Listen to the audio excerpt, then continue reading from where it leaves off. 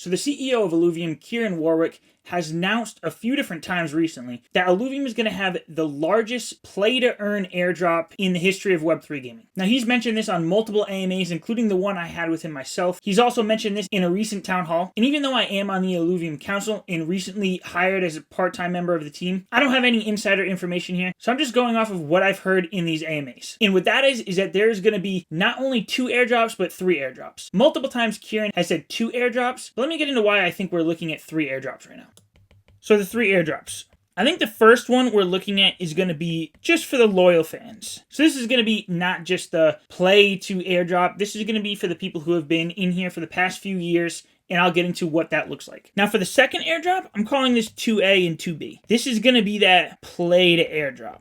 And this is going to include the testnet for open beta and the mainnet for open beta. Testnet lasting about 1 month, mainnet lasting about 5 months. Now, how you know what you're going to get for these airdrops are going to depend on these airdrop points, but I'd look at them more like checkboxes. So the points or checkboxes I think would look something like this. You might have a checkbox for 10 hours played in Overworld. Maybe you have another one for 10 wins in Arena. Maybe you have one for owned a plot of land. And then there could be one for, an album completed in Beyond. And then you could be looking at this being like, all right, well, I definitely played the 10 hours in the Overworld. I got 10 wins in Arena. I completed some albums in Illuvium Beyond, but you know what? I don't own any lands. I'm not going to get a check for that. So the more boxes you check, the more points you accumulate, the larger your share of the allotted airdrop that you're going to get. So first, let's take a look at that first airdrop for the loyal fans. Now, I think the easy one that we're going to be able to look at is time played, and that would be for all Arena, Overworld, and Illuvium Zero. Speaking of Illuvium Zero, I think there's going to be a checkbox for land owned, and then obviously you're going to have different checkboxes for the different tiers. And I think it's also going to look back to when this land was purchased. So you might have another checkbox for purchase during the land sale, which was,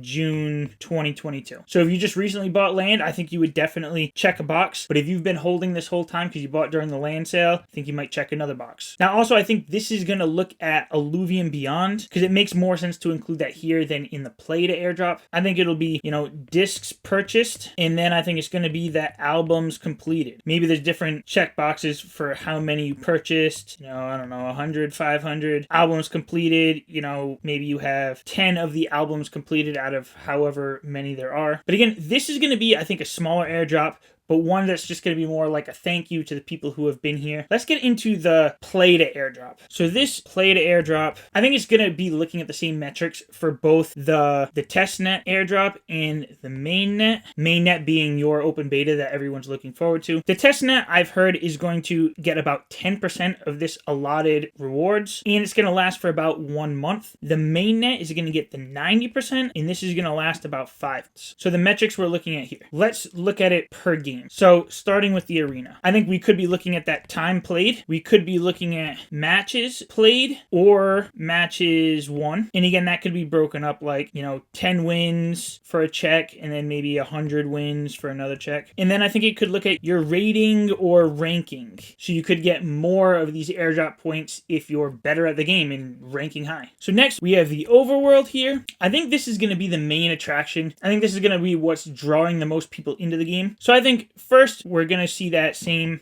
time played, just so if you're playing, whether you suck at the game or not, you'll get some of these airdrops. Then I think we could see something like unique alluvials caught. And this could be broken up into multiple categories too. Like it could be, you caught 50 of these alluvials. And then maybe you have another one for caught all fire type. Could have another one for caught all tier zeros. Again, I think they're going to want to give a little more airdrop points to the people who are out there really playing the game rather than just kind of being in the game and just trying to collect these airdrop points just from time played. Next, we have Illuvium Zero. Now, there's been some talk lately that maybe Illuvium Zero is not going to be quite ready for open beta, but even if it's not ready to be fully on-chain and you're not selling your fuel to the market, everyone's going to be able to play this because there's going to be a free-to-play version now. So the metrics statistics we're looking at here, I think it's not going to matter whether you're a landowner or not. Anyone is going to be able to participate in this. So instead of time played, because I think that'd be too easy to just log into your game and just let it sit there, if you've been playing already, you'll notice that there is a leveling system, which up until now at least didn't really have any purpose. But the more actions you're doing in the game, quicker your level goes up. So it could be levels. And then again, you could have a checkbox for, you know, reaching level 100, and then another one for reaching level 500. And since there's a chance that we don't get fully on-chain for open beta, they still want the data and to see how it all plays out, get all bugs and kinks worked out for people who are trying to play optimally for fuel or even for blueprints. So I think your fuel production and your blueprints are going to be accounted for here. And again, maybe X amount of fuel gets you a checkbox, and then, you know, same with an X amount of blueprints could get you more points for this airdrop. And then finally, just to make sure we touch on it, we have Beyond. Now, I don't think there's going to be much included in this play to airdrop for Beyond. It may not be included at all because I think it will be accounted for in that loyalty airdrop I talked about. But if you think about it, it would make sense to just include this a little bit. The problem is right now there are no discs to purchase. I don't think they're going to include albums completed in this because that'll be accounted for in the other one. But I think they could include discs purchased. But we're in between waves right now, and wave 3 isn't expected to start until a month after open beta. So even if they include this, it won't be included in the testnet airdrop. And even for the mainnet airdrop, we're looking at, 1 month into that before you can even purchase any of these discs. But I think it does make sense to include it. Now, if you're just getting into Illuvium now, definitely don't pass up on this opportunity. I would check out all aspects of Illuvium,